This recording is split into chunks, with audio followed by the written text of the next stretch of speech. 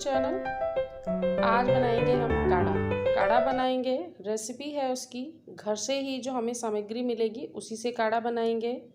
मैंने यहाँ पर लिया है एक छोटा दालचीनी का टुकड़ा, लौंग, 4-5 काली मिर्च, सौंठ पाउडर यूज़ किया है मैंने। आप चाहें तो फ्रेश जिंजर भी यूज़ कर सकते हैं, अदरक कस के डाल सकते हैं सौंठ पाउडर की जगह। आधी टेबल स्पून मैंने ली है अजवाइन, 4 से 5 तुलसी के पत्ते लिए हैं जो सभी के घरों में लगी होती है।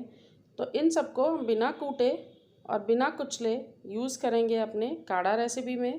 तो आइए देख लेते हैं कौन कौन से फ़ायदे होते हैं काढ़ा पीने से। यहाँ मैंने लिया है 3 कप पानी और काढ़ा बनेगा जिससे सिर्फ 1.5 कप, यानी कि आप जितना काढ़ा चाहते हैं, जिस मात्रा में चाहते हैं, उससे दुगनी मात्रा का पानी उबलने रखें। और साथ ही डाल लेते हैं हम अपने मसाले सामग्री जो मैंने निकाल कर रखी है, जिसमें लौंग, काली मिर्ची, दालचीनी का छोटा टुकड़ा,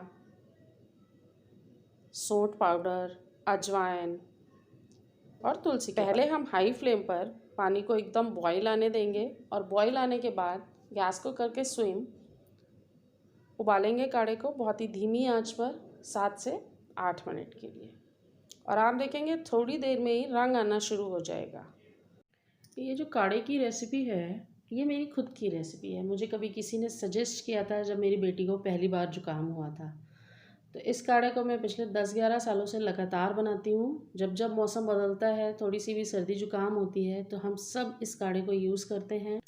जब आप काढ़ा बनाएं तो काढ़े में जो डालने वाली सामग्री है उसकी मात्रा को बहुत ज़्यादा ना बढ़ाएं। अगर काढ़े सामग्री की मात्रा को बढ़ा रहे हैं तो पानी की मात्रा भी बढ़ाइए, वरना ये काढ़ा बहुत गर्म हो जाएगा और आपके पेट को थोड़ा थोड़ा ज़रूर नुकसान करेगा, खुश्की हो जाएगी आपके पेट में।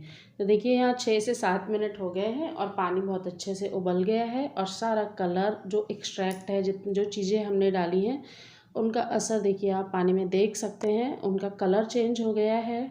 इस समय पर हम अपना काढ़ा निकालेंगे, एक कप में छानेंगे और उसमें बाद में मिलाएंगे अपने स्वाद को बढ़ाने के लिए कुछ खास चीज़। तो आइए मैं छान लेती हूँ इसे।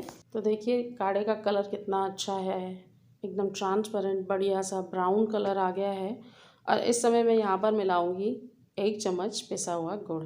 अगर आपके पास पिसा हुआ गुड़ ना हो तो आप चीनी या फिर साबुत गुड़ भी डाल सकते हैं। उससे जो मसालों की सामग्री की कड़वाहट है वो थोड़ी कम हो जाएगी। और गुड़ तो अपने आप में बहुत फ़ायदा करता है सर्दी जुकाम में। और आप रेसिपी को ट्राई कीजिए। अगर रेसिपी आपको यूज़फुल लगती है, हेल्पफुल लगती है, तो शेयर कीजिए रेसिपी को, कमेंट कीजिए और चैनल को लाइक और सब्सक्राइब प्लीज़ ज़रूर कीजिए। अगली बार मिलती हूँ मैं एक नई रेसिपी के साथ। तब तक खुश रहिए, मुस्कुराते रहिए और स्वस्थ रहिए, कोरोना से बचे रहिए। Thank you so much.